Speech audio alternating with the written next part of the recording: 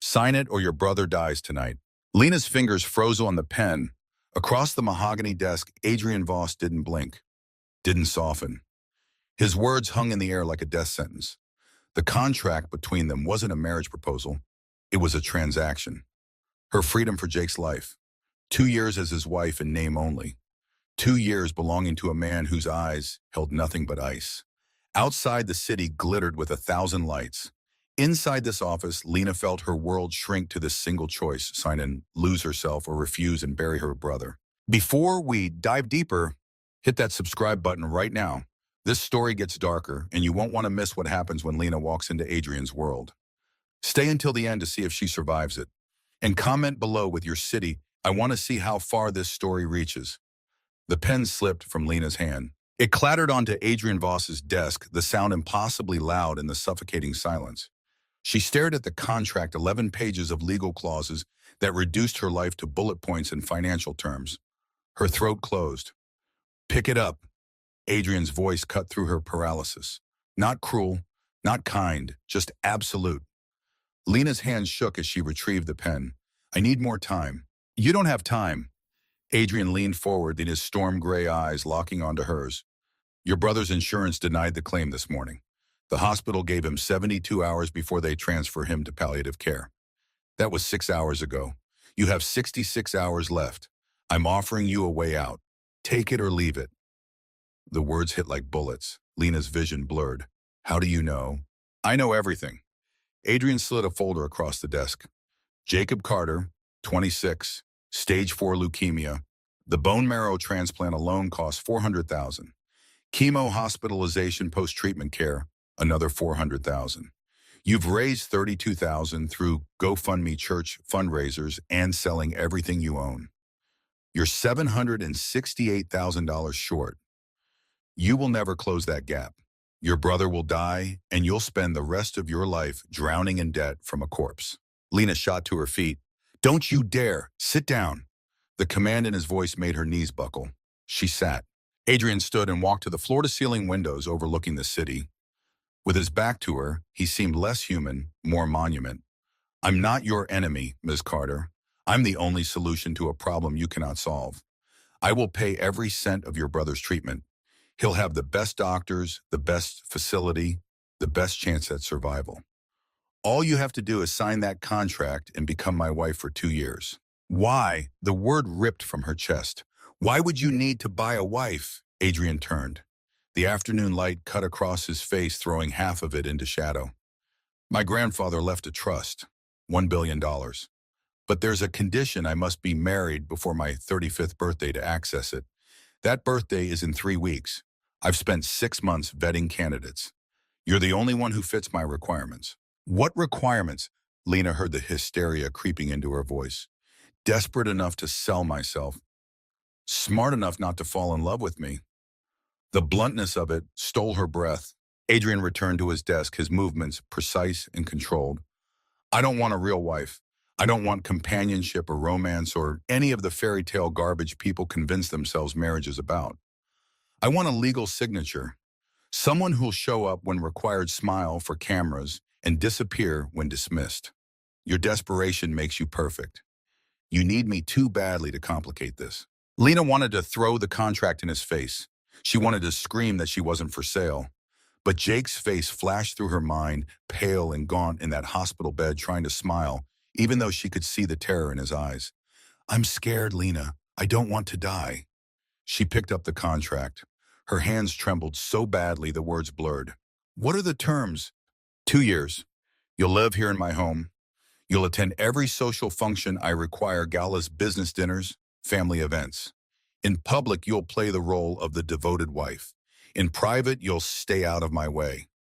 And physically, the question came out barely above a whisper. Separate bedrooms. No intimacy. In public, there may be moments where I'll need to touch you, hold your hand, kiss your cheek. Nothing beyond what's necessary to maintain appearances. I'm not interested in you that way. The casual dismissal stung more than it should have. Lena lifted her chin. Good, because I'm not interested in you at all. Something flickered in Adrian's eyes. Amusement, maybe? Or respect? Then we understand each other. Read the contract. You have 1 hour to decide. 1 hour to decide my entire life. 1 hour to decide your brother's life. Adrian checked his watch, a slim piece of platinum that probably cost more than her car. After that, the offer expires. I have backup candidates. Lena's blood went cold. You have other women lined up. 3, all willing, but you're my first choice. Adrian's gaze pinned her to the chair. You have an honest face? The others, they smell like ambition, like they'd claw their way into my life and never leave. You smell like desperation. That makes you trustworthy. That makes me exploitable. Yes, Adrian didn't flinch. But exploitation goes both ways in a contract. I'm exploiting your desperation. You're exploiting my deadline. It's fair. Lena started reading. The contract was brutal in its clarity. Article 3. The wife agrees to cohabitate with the husband for the full duration of the contract period, 24 months. Separate sleeping quarters will be maintained. No intimate relations are expected or required. Article 5. The wife will attend all social functions designated by the husband, including but not limited to corporate galas, charity events, family gatherings, and business dinners. Appropriate attire and behavior are mandatory. Article 7. The wife will not engage in romantic or sexual relationships with any third party during the contract period. Breach of this clause results in immediate termination and financial penalties. Article 9. Upon successful completion of the contract, the wife will receive a settlement payment of $500,000. The husband will continue to cover all medical expenses for Jacob Carter for 5 years post-divorce, regardless of medical status. Lena's vision swam. $500,000. Jake's treatment guaranteed. It was more than she'd ever imagined having. What if I break the contract, she asked. Then you owe me $5 million in damages, and your brother's medical coverage stops immediately. $5 million, Lena choked on the number. I could never pay that. Exactly, that's the point. This contract has teeth, Ms. Carter. You sign it, you honor it. There's no backing out, no changing your mind, no running away when things get difficult. Lena looked up at him, really looked.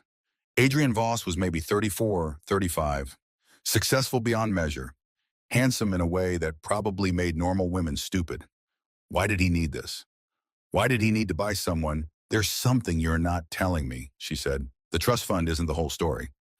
Adrian's jaw tightened. For the first time, she saw a crack in his armor. That's not your concern. It is if I'm signing my life over to you. They stared at each other. The silence stretched taut as wire. Finally, Adrian spoke. I made a promise to someone who mattered. This is how I keep it. That's all you need to know. Who am I saying? None of your business. Each word fell like a hammer. You want to save your brother, sign. You want to know my life story, walk away. Lena's phone buzzed. A text from the hospital. Ms. Carter, this is Dr. Rashid. Jacob's platelet count has dropped significantly. We need to discuss next steps. Please call when you can. Her heart stopped. Adrian saw her face. Bad news. Lena couldn't speak, couldn't breathe. The room tilted. Let me guess. Adrian's voice was softer now, dangerously soft. His condition is worsening. The doctors want to talk about end-of-life care, how much time they think he has left, whether you want him resuscitated when his heart stops. Lena's phone slipped from her hand. Adrian caught it before it hit the floor. He glanced at the screen, then set it gently on the desk in front of her. You're out of time, Miss Carter. Your brother is dying, right now, while you sit here trying to figure out if I'm trustworthy, while you debate whether selling 2 years of your life is worth saving his. He's dying. Stop, Lena's voice broke. Sign the contract. I said stop. Sign it. Adrian slammed his hand on the desk. The sound cracked through the room like a gunshot. Sign it or get out of my office and go bury your brother. Choose. Lena grabbed the pen. Her hand moved without thought, without permission. She signed the first page, then the second, then the third. By the time she reached the 11th page, tears were streaming down her face. Adrian watched in silence. When she finished, he took the contract and signed his own name beside hers. His signature was sharp and aggressive, all hard angles. Congratulations, he said flatly. You're engaged. Lena couldn't look at him, couldn't look at anything. She just sold herself. 2 years, 730 days. She'd signed her name and erased her freedom. My assistant will call you tomorrow with details. Adrian continued, his voice back to business cold. We'll be married Friday evening. Small ceremony. Just my lawyer and a judge. Your brother can attend if his doctors approve. Friday? Lena's head snapped up. That's 3 days from now. I don't waste time. I need to tell Jake. You'll tell him nothing. Adrian leaned back in his chair. As far as your brother knows, you met me at a charity event. We fell in love. We're rushing the wedding because of his condition, because he wants to see you married before he... Adrian paused. Before his treatment gets more intensive. That's the story. Memorize it. You want me to lie to him? I want you to protect him. Adrian's eyes were hard as stone. If you tell him the truth that you married me to save his life, he'll refuse the treatment. He'll let himself die rather than let you sacrifice yourself. You know I'm right. Lena hated that he was right. Go home, Adrian said. Pack what you need. Tomorrow morning at 9, my driver will pick you up. You'll move into my home. We have 72 hours to make this look real. Lena stood on shaking legs. I need to see Jake tonight. No, Uncle. Excuse me. Adrian stood as well. He was tall, at least 6'2", and when he moved around the desk toward her, Lena instinctively stepped back. He noticed. Something that might have been satisfaction crossed his face. You'll see your brother after the wedding, he said. Not before. You can't keep me from him. I can. You signed a contract. Article 4, the wife will follow all reasonable instructions from the husband regarding scheduling and appearances. This is me giving you an instruction. Lena felt rage burn through the fear. There's nothing reasonable about keeping me from my dying brother. There's everything reasonable about it. Adrian was close now, close enough that she could smell his cologne, something expensive and cold. If you see him tonight, you'll second-guess this. You'll let guilt eat at you. You'll convince yourself there was another way. By tomorrow morning, you'll call and back out. I need to know you're committed, Ms. Carter. I need to know you won't run. I signed your contract. Paper means nothing. People break contracts every day. I need 3 days to make sure you're not one of them. Adrian's eyes searched her face. I'm not the villain here. I'm giving you exactly what you want. Your brother lives. You get paid. All it costs is 2 years and your pride. That's a bargain. It's a prison sentence. Then consider yourself convicted. Adrian turned away, dismissing her. My driver will contact you. Don't be late. I hate waiting. Lena wanted to scream, wanted to tear up the contract and throw it in his face. But Jake's text message burned in her mind, I don't want to die. She walked to the door on numb legs. Ms. Carter, she didn't turn around. Welcome to the family. The words followed her out of the office, down the elevator, through the marble lobby. They echoed in her skull as she stumbled onto the street and into the chaos of the city. People rushed past normal people with normal lives who weren't selling themselves to cold-eyed billionaires. Lena's phone rang. Jake. She couldn't answer. Not yet. Not until she could lie convincingly. Instead, she walked, block after block. The sun set. The city lights came on. She walked until her feet ached, until the numbness faded and reality set in. She'd done it. She'd actually done it. In 3 days, she would marry a man who looked at her like she was a line item in a budget. A man who'd made it clear she was nothing to him. A transaction, a means to an end. Lena stopped in front of a shop window. Her reflection stared back, a woman with tangled brown hair, exhausted eyes, a waitress uniform under her jacket. In 3 days, this woman would disappear. In her place would be Mrs. Adrian Voss, trophy wife, bought and paid for. Her phone buzzed. A text from an unknown number. Car arrives at 9 a.m. sharp. Don't pack too much. You won't need your old clothes. A Voss. Lena stared at the message. Then she typed back, I want to see my brother before Friday. The response was immediate, no. See you tomorrow. Rage and helplessness swirled in her chest. She wanted to throw her phone mug. Instead, she called the hospital. Dr. Rashid, she said when he answered. It's Lena Carter. I got your message. How is Jake? A pause, then, his numbers are dropping fast, Lena. I think we need to have a serious conversation about... Do whatever it takes, Lena interrupted. Surgery, transfusions, experimental treatments. I don't care what it costs. Do you understand? Whatever it takes to keep him alive. Lena, the bills are handled. As of today, they're handled. I'll have the payment information to you by tomorrow morning. Dr. Rashid was silent for a long moment. You found a donor. Yes, the lie came easily. A very generous donor. That's incredible. Lena, this changes everything. We can start aggressive treatment immediately. We can do it. Lena's voice cracked. Please, just save him. We will. I promise we will do everything we can. After they hung up, Lena stood on that dark street corner and let herself cry. Not sad tears, not relieved tears. Something in between, something that tasted like victory and defeat mixed together. She'd saved Jake. She'd sold herself. Both things were true. Both things would be true for the next 2 years. Lena pulled herself together and started walking home. She lived in a fourth-floor walk-up in a building that should have been condemned years ago. The stairs creaked. The hallway smelled like old food and mildew. Her apartment had one bedroom, the bathroom, where the toilet ran constantly, and a kitchen the size of a closet. In 3 days, she'd leave this behind forever. The thought should have made her happy. Instead, it just made her tired. She packed mechanically. Clothes, photos, Jake's dog tags from his military service, a stuffed elephant her mother had given her before she died. Not much else. Adrian was right, she didn't have much worth keeping. At midnight, she sat on her bed and stared at the contract she'd been given a copy of. She read it again. Every word, every clause. Looking for a loophole. Looking for hope. There was none. Article 23. This contract supersedes all prior agreements and understandings. The wife acknowledges she enters this arrangement of her own free will with full understanding of the terms. Free will. Lena almost laughed, always changed. What was free about a choice between marrying a stranger and watching your brother die?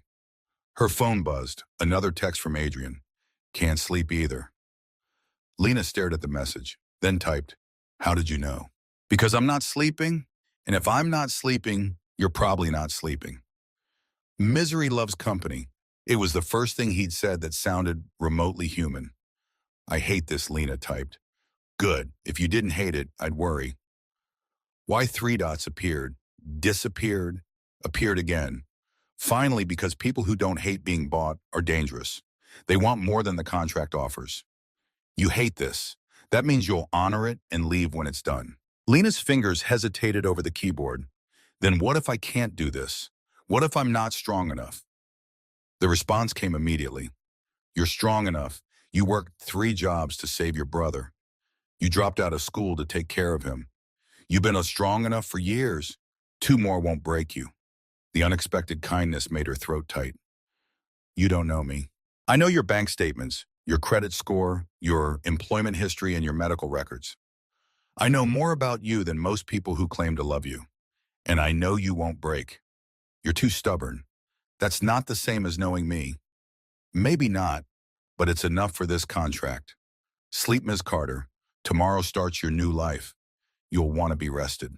Lena set down her phone. She lay back on her bed, her old lumpy bed with the broken spring on the left side. In 3 days, she'd sleep in a mansion, in a room bigger than this entire apartment, in a life that didn't belong to her. She closed her eyes and tried to imagine it. All she saw was Adrian's cold gray eyes. All she heard was his voice. You mean nothing. That was fine. She'd be nothing for 2 years. She'd be a ghost in a beautiful house, a name on a contract, a check mark on a billionaire's to-do list. As long as Jake lived, she could be nothing. As long as Jake lived, she could survive anything, even Adrian Voss. The black Mercedes arrived at 8:47 a.m. Lena stood on the curb with her duffel bag watching the sleek car glide to a stop. The driver, a man in his 50s with gray hair and kind eyes, stepped out and opened the rear door. Ms. Carter, I'm Robert. Mr. Voss sent me. Lena clutched her bag tighter. He's not coming himself. Mr. Voss is at the office. He'll meet you at the estate this evening. Robert smiled gently. May I take your bag? She handed it over, feeling like she was giving away the last piece of her old life. The bag looked pathetic in Robert's hands-worn canvas next to his pressed uniform. The drive took 45 minutes. Lena watched the city dissolve into suburbs, then countryside. Trees lined the road. Gates appeared hiding mansions behind manicured hedges. The wealth felt suffocating. Finally, Robert turned onto a private drive that wound through a forest. At the end stood Adrian's estate. Lena's breath caught. It wasn't a house, it was a statement. Modern architecture in stone and glass sprawling across perfectly landscaped grounds. Tall windows reflected the morning sun. A fountain dominated the circular driveway. "Welcome home, Ms. Carter." Home. The word felt like a lie. The front door opened before Robert could knock. A woman in her 60s stood there, silver hair pulled back, warm eyes crinkling at the corners. "You must be Lena. I'm Margaret. I manage the household." She pulled Lena into a gentle hug. "Come in, dear. You look like you need tea." The kindness nearly broke her. Lena followed Margaret inside, trying not to gape at the soaring ceilings, the abstract art, the chandelier that probably cost more than her entire apartment building. "Mr. Voss asked me to get you settled," Margaret said as they climbed a grand staircase. "Your room is in the west wing. His quarters are in the east. You'll have complete privacy." They stopped at a door near the end of a long hallway. Margaret pushed it open. The room was bigger than Lena's entire apartment. King-size bed, sitting area, floor-to-ceiling windows overlooking gardens that looked like something from a magazine. An attached bathroom with a soaking tub and a shower big enough for 4 people. "I can't," Lena started. "You'll adjust." Margaret set her duffel bag on a bench at the foot of the bed. The worn canvas looked obscene against the cream upholstery. "Now, Mr. Voss has arranged for his stylist to arrive at 11. You'll need a complete wardrobe before the wedding. I'll bring you breakfast. Any dietary restrictions?" Lena shook her head, unable to speak. "Good, rest a bit. You look exhausted." Margaret squeezed her shoulder and left. Alone, Lena walked to the windows. The garden stretched endlessly. Roses, hedges shaped into geometric patterns, stone paths winding through it all. Beautiful. Perfect. Cold. Her phone buzzed. "Stylist at 11. Cooperate." "Avos," Lena typed back. "Do I have a choice? No." She threw her phone on the bed and sat down beside it. The mattress was so soft it felt like drowning. Everything here felt like drowning. At 11 sharp, a woman swept into the room without knocking. She was tall, impossibly thin, dressed in black from head to toe. Her eyes raked over Lena with clinical precision. "Stand up," she commanded. Lena stood. The woman circled her slowly. Height 5'6", size 8, sometimes 10, shoe 7.5. The woman, she never introduced herself, pulled out a tablet and started typing. "Adrian said you need everything. Evening wear, casual wear, workout clothes, shoes, accessories, undergarments. Is that correct?" "I guess." The woman's eyes snapped up. "You guess. Let me be clear, Ms. Carter. In 3 days, you'll be Adrian Voss's wife. That means every time you appear in public, you'll be representing one of the most powerful men in this country. You will not guess about anything. You will be perfect." "Do you understand?" Lena felt anger flash hot. "I understand that I'm being dressed like a doll. You're being transformed from a waitress into a wife worth $1 billion. There's a difference." The woman's voice softened slightly. "Adrian chose well. You have good bone structure, clear skin. With the right clothes and makeup, you'll be stunning. But you need to cooperate." For the next 3 hours, Lena stood while the woman took measurements, held fabrics against her skin, made her try on sample sizes. The woman's assistant, a young man who never spoke, brought in rack after rack of designer clothes. "This," the woman said, holding up a midnight blue gown, "for the wedding, simple but elegant. It says, I don't need to try hard because I'm already worthy." Lena stared at the dress. It was beautiful. It probably cost more than she'd made in 6 months of waitressing. "I can't wear this," she whispered. "You can and you will." The woman thrust the dress at her. "Try it on." In the bathroom, Lena stripped down to her underwear, plain cotton worn from too many washings. She caught sight of herself in the mirror, thin from skipping meals to save money, dark circles under her eyes from working 3 jobs. This body was supposed to become Adrian Voss's wife. She pulled on the dress. The silk slid over her skin like water. The fit was perfect, hugging her waist, falling in elegant lines to the floor. When she stepped out, the woman actually smiled. "Yes, that's it." She circled Lena again. "Adrian will approve." "I don't care if Adrian approves. Then you're a fool." The woman's voice turned sharp. Adrian Voss doesn't do anything without purpose. He chose you specifically. That dress, this transformation, it's all part of his plan. Play your part, Ms. Carter. It's the only way you survive this. Before Lena could respond, Margaret appeared in the doorway. Miss Carter, you have a phone call. Your brother. Lena's heart jumped. She nearly tripped over the dress getting to her phone.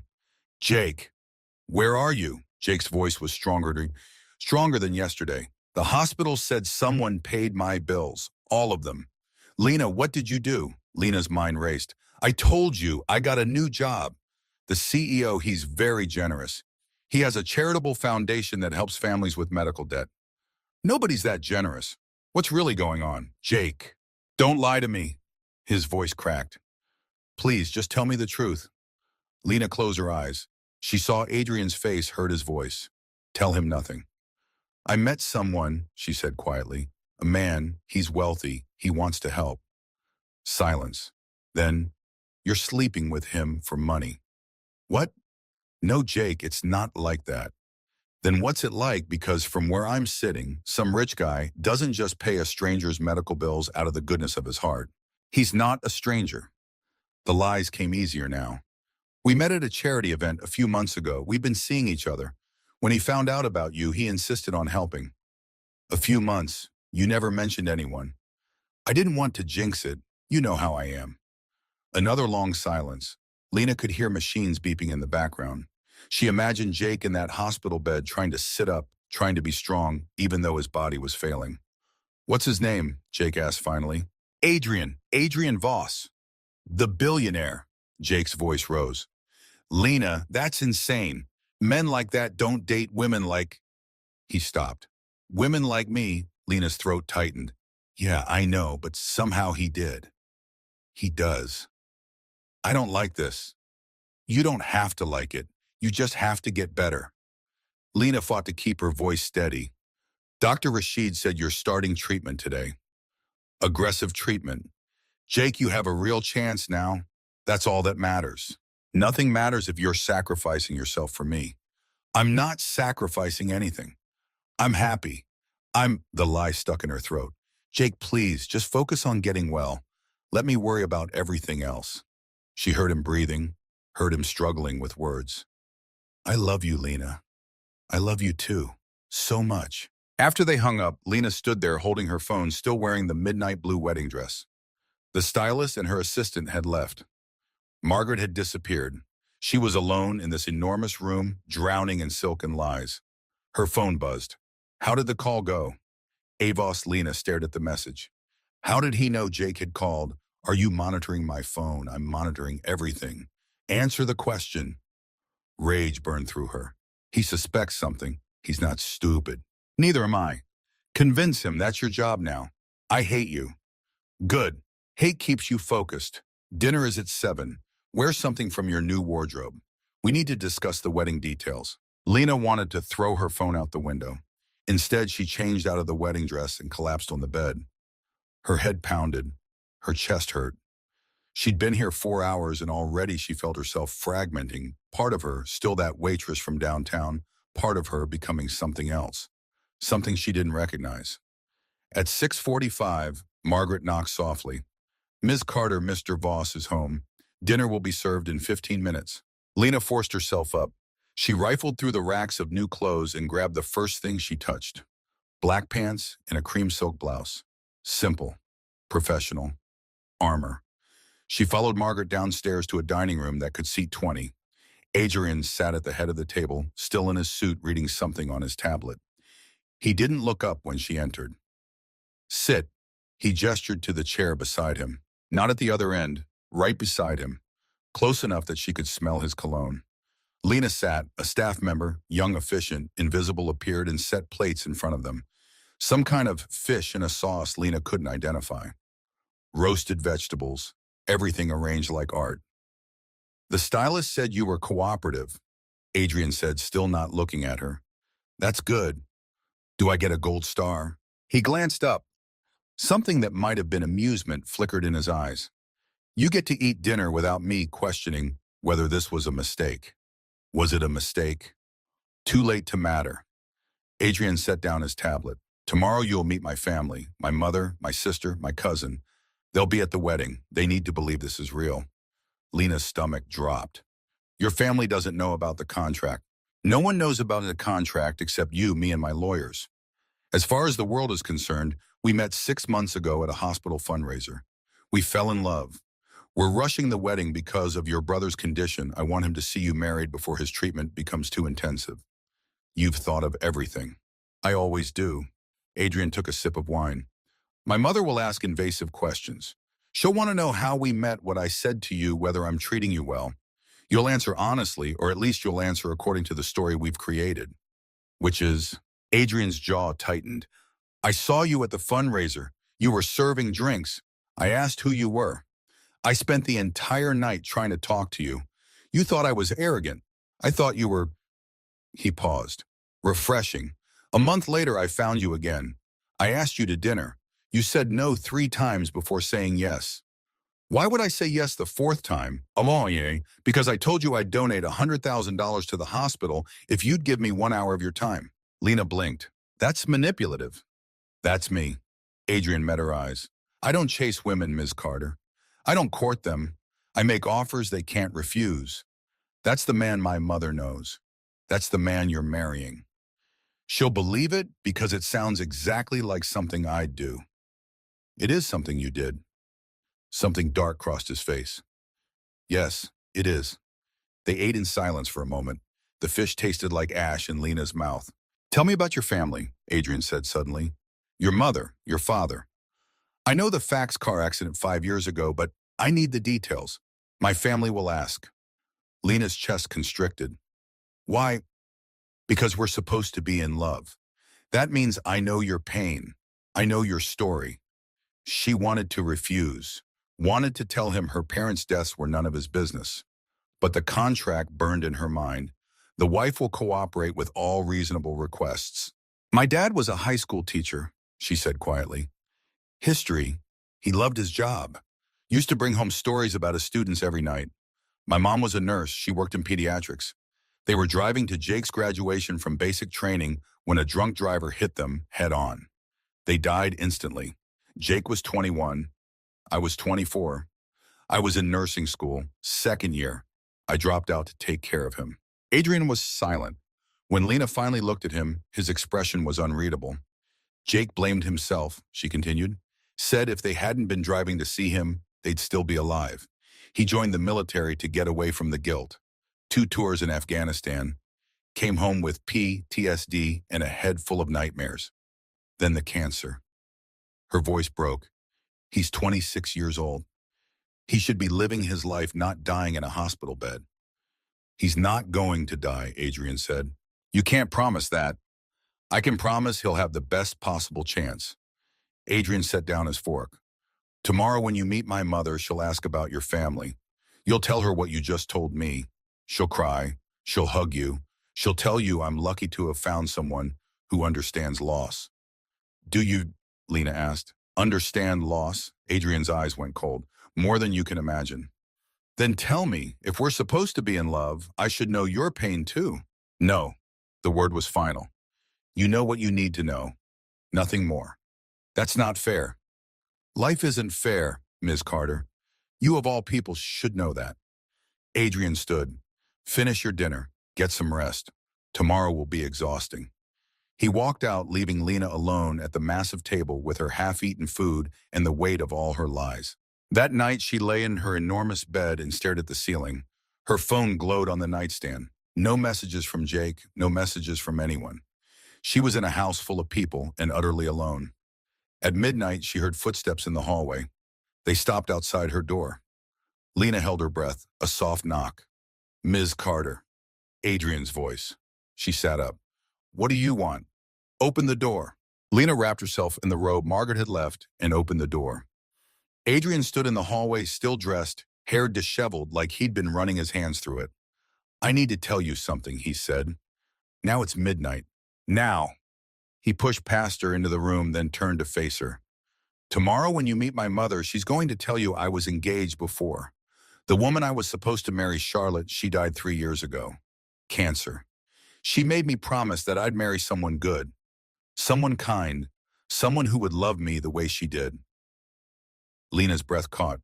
Adrian, I'm not looking for your sympathy. His voice was harsh. I'm telling you this because my mother will bring it up. She'll watch your face to see if you knew. If you react with surprise, she'll know I didn't tell you. She'll know this isn't real. You should have told me earlier. I'm telling you now. Adrian's jaw was tight. Charlotte was the only person who ever saw me as more than a name or a bank account. When she died, she made me promise I wouldn't end up alone. The trust fund my grandfather set it up as leverage to force me to marry. He knew I'd never do it on my own, so he made it a condition. Marry or lose everything. He was manipulating you. He was trying to save me. Adrian's voice cracked just slightly. And I'm honoring Charlotte's last wish by finding someone who won't complicate my life. You're not her. You'll never be her. But you're kind. You're good. That's enough to keep the promise. Lena felt something shift in her chest. I'm not kind. I'm desperate. Desperation doesn't cancel kindness. Adrian moved toward the door. Tomorrow at 10. Be ready. Wait. The word came out before she could stop it. Did you love her, Charlotte? Adrian stopped his hand on the doorframe. For a long moment he was silent. Then, more than anything, he left, closing the door softly behind him. Lena stood there in her borrowed robe, in her borrowed room, in her borrowed life, and she felt something she hadn't expected. Pity. For Adrian Voss, for the man who had everything except the one thing he'd wanted. She climbed back into bed, but sleep wouldn't come. Instead, she thought about Charlotte, about a woman who'd loved Adrian enough to make him promise not to be alone, about a man so broken by her death that he'd rather buy a wife than risk his heart again. At 2 a.m., her phone buzzed. Thank you for not asking more questions. Voss. Lena stared at the message, then typed, thank you for telling me. Don't mistake honesty for connection. This changes nothing. I know. Good. Sleep. But Lena didn't sleep. She lay awake thinking about promises and grief and the strange man in the East Wing who was going to be her husband in 2 days. Morning came too fast. Margaret woke her at 8 with coffee and pastries. Mr. Voss is already up. His family will be here at 10. Wear the rose dress, it's feminine and welcoming. Lena found the dress pale pink, tea-length, delicate. The kind of dress that said, I'm harmless. She put it on and barely recognized herself in the mirror. With her hair styled and minimal makeup, she looked like someone who belonged in this world. She looked like a lie. At 9:55, Adrian appeared at her door. He'd changed into dark slacks and a white button-down sleeves rolled to his elbows. Casual but expensive. He looked her over with clinical precision. Good. You look perfect. I look like someone I'm not. That's the point. He held out his hand. They're here. Time to perform. Lena took his hand. His palm was warm, his grip firm. He led her downstairs to a sitting room where 3 women waited. The oldest, clearly Adrian's mother, stood immediately. She was elegant, early 60s, with the same gray eyes as her son. Adrian. She moved toward him, then stopped when she saw Lena. Her expression transformed from joy to shock, to something Lena couldn't quite read. Mother, Adrian said, this is Lena. Lena, my mother Elizabeth. Elizabeth moved forward and took Lena's hands. My God, you're even more beautiful than Adrian described. Then she pulled Lena into a hug. Welcome to the family, sweetheart. Lena's eyes stung. She couldn't remember the last time someone had hugged her like this, like she mattered. Thank you, she whispered. Don't thank me yet. You are marrying my son. That's punishment enough. Elizabeth laughed, but her eyes were sharp, assessing. Adrian said you met at a fundraiser. Here it was, the interrogation. Yes, 6 months ago, I was working the event. And he asked you out. Lena glanced at Adrian. He nodded slightly. Not exactly. He offered to donate $100,000 to the hospital if I would have dinner with him. Elizabeth's eyebrows rose. Then she laughed, a real laugh full of delight. That sounds exactly like my son, buying his way into your life. I said no the first 3 times, Lena Menon added. Also sounds like you're smart. Elizabeth turned to Adrian. I like her already. The younger woman, mid-20s, dark hair, Adrian's sister, stepped forward. I'm Sophia, and I need to know, do you actually like my brother, or is the money really that good? Sophia, Adrian's voice held a warning. What? It's a fair question. Sophia grinned at Lena. He's an uptight workaholic who thinks emotions are a sign of weakness. What could you possibly see in him? Lena felt the room's attention focus on her. This was the test. This was where she proved she belonged. Your brother, she said carefully, is the most frustrating man I've ever met. He's arrogant. He's controlling. He thinks money solves everything. She paused. But when my brother got sick, Adrian didn't hesitate. He saw my pain and he fixed it. Not because he had to, because he wanted to. That's what I see in him. A man who's so afraid of showing weakness that he hides his kindness behind business transactions. Silence. Then Elizabeth's eyes filled with tears. Oh, sweetheart, you do see him. She turned to Adrian. You found someone who actually sees you. Adrian's expression was carved from stone. We should sit. We have details to discuss. They settled on couches. The third woman, Adrian's cousin Miranda, had been silent until now. She watched Lena with predatory eyes. 6 months seems fast, Miranda said, especially for Adrian. He hasn't dated anyone seriously since. She stopped glancing at Elizabeth. Since Charlotte, Elizabeth finished softly.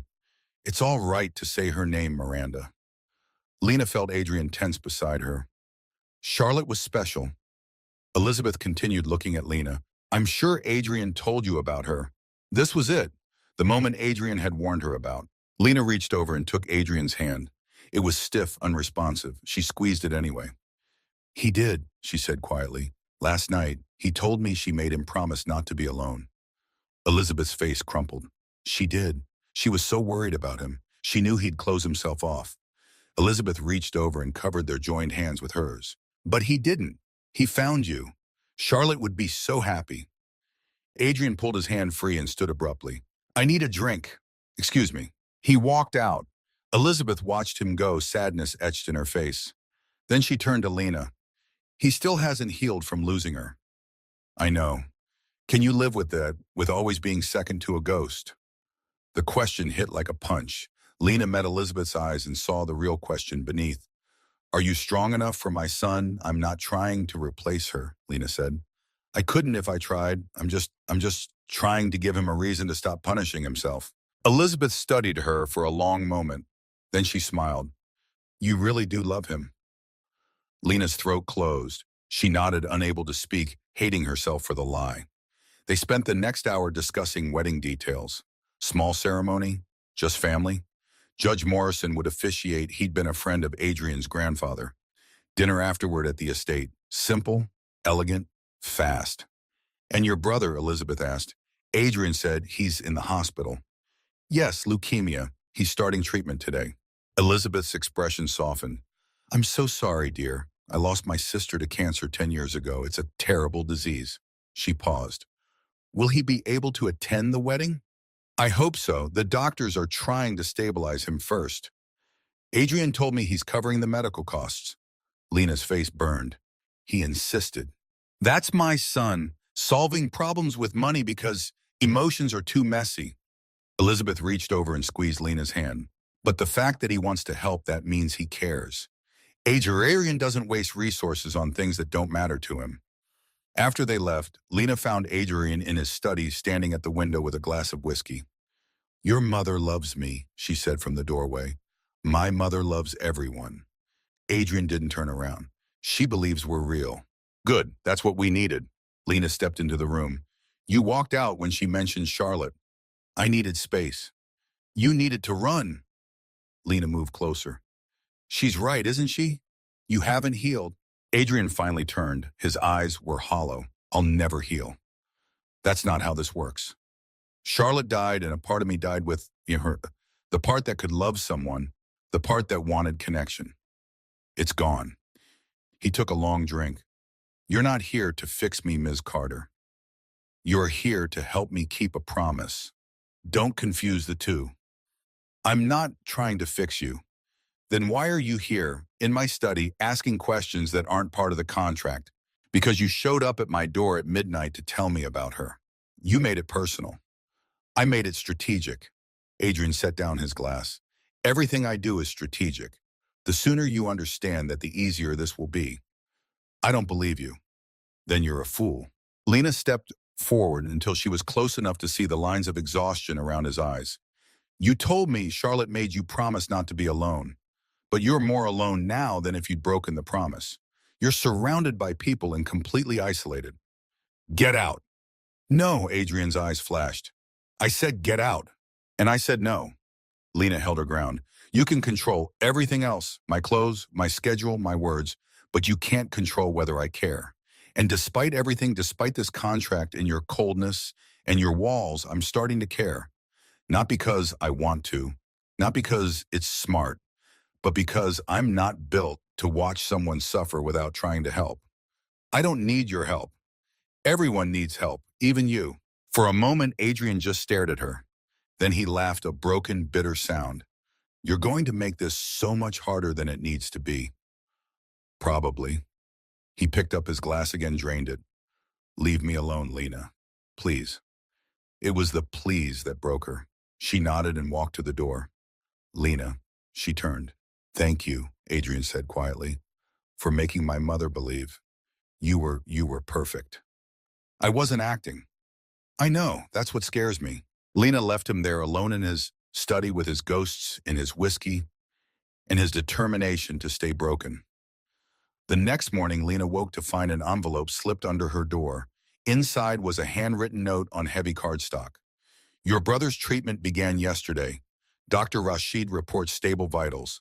The wedding is tomorrow at 6 p.m. Don't be late. Alina pressed the note to her chest, relief flooding through her. Jake was stable. He was fighting. That was all that mattered. She was halfway through breakfast when Margaret appeared at her expression tight. Ms. Carter, there's someone here to see you, a Detective Morrison. He's waiting in the foyer. Lena's coffee cup froze halfway to her lips. A detective? He says it's about your brother's medical payments, something about fraud investigation. The room spun. Lena stood so fast her chair scraped against the floor. Where's Adrian? At the office. He left at 6. Lena rushed to the foyer. A man in his 40s stood there, badge clipped to his belt, notepad in hand. His eyes were cold and assessing. Ms. Carter, I'm Detective Morrison. I have some questions about recent large payments made to St. Catherine's Hospital on behalf of Jacob Carter. Lena's heart hammered. What kind of questions? The kind that involve $800,000 appearing overnight with no clear source. The hospital flagged it as suspicious. Money laundering. Possible fraud. He flipped open his notepad. Can you explain where that money came from? It's legitimate. A private donor, Adrian Voss. The detective's eyebrow rose. According to my research, you have no prior connection to Mr. Voss. Yet suddenly he's paying your brother's medical bills in full. That raises questions. We're engaged. The words came out strangled. As of when? 6 months ago, we met at a fundraiser. Detective Morrison wrote something down. Funny, I called 3 different hospitals that held fundraisers 6 months ago. None of them have any record of you working their events. Lena's blood went cold. I worked through a catering company. I don't remember which event specifically. Ms. Carter. The detective stepped closer. I'm going to be direct. A man like Adrian Voss doesn't randomly pay a stranger's medical bills. Either you're involved in something illegal, or this is some kind of arrangement. If it's the latter, I need to know. Because if money is changing hands for services. Lena's voice rose. You think I'm a prostitute? I think $800,000 is a lot of money, and I think there's more to this story than you're telling me. The front door opened. Adrian walked in still in his suit, his expression thunderous. Detective Morrison, his voice could have cut glass. What the hell are you doing in my home? Mr. Voss, I'm investigating suspicious financial activity related to a charitable donation I made to a family in need. Adrian moved between Lena and the detective. Is that suddenly a crime? It is when the IRS has questions about the source of the funds and the timing of the donation.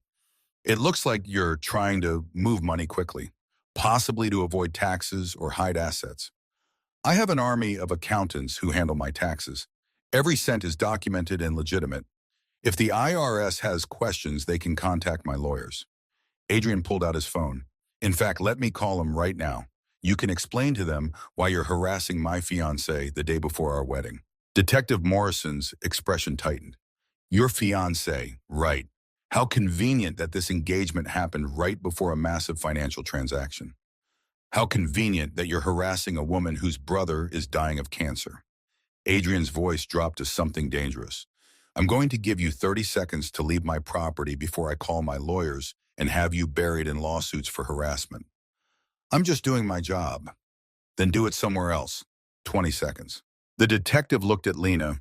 If you're in some kind of arrangement, you don't want to be in Miss Carter. There are resources. People who can help. Get out. Adrian stepped forward. Now, them. Detective Morrison left, but his parting look promised this wasn't over. The door closed. Silence crashed down like a wave. How did he find out? Lena's voice shook. How did he even know to investigate? Adrian's jaw was tight. Someone tipped him off. Someone who knows about the payment and doesn't want this wedding to happen. Who would? Lena stopped. Your family. My cousin Miranda. Adrian pulled out his phone and dialed. She never approved of Charlotte. She won't approve of you. And she stands to inherit a significant portion of the trust if I don't marry before my birthday.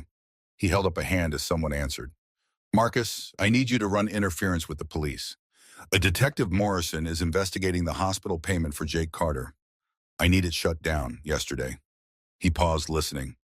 I don't care what it costs. Handle it. He hung up and turned to Lena. His eyes were storm dark. Pack a bag. We're leaving. What? The wedding is tomorrow.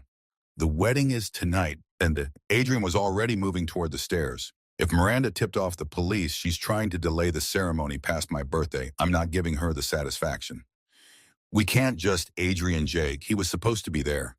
The doctors said maybe by tomorrow. Adrian stopped and turned to face her. Your brother is in intensive care. He's not stable enough to travel. You know that. But he wanted, Lena's voice cracked. He wanted to see me get married. Then we'll have another ceremony later. A bigger one. When he's better. Adrian's expression softened just slightly. But right now we need to move fast. Miranda's not going to stop with the police. She'll escalate. I know her.